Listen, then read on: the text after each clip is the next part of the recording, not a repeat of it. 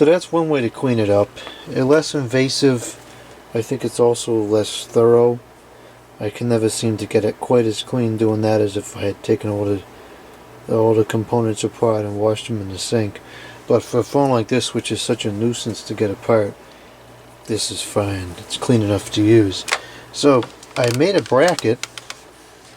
Got a wood scrap here, and I stuffed it in there.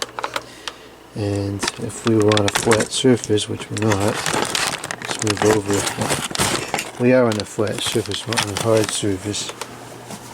Go over here to a hard surface, and I'll set this down, and you can see here it's totally usable. Doesn't have any problem with pressing the buttons.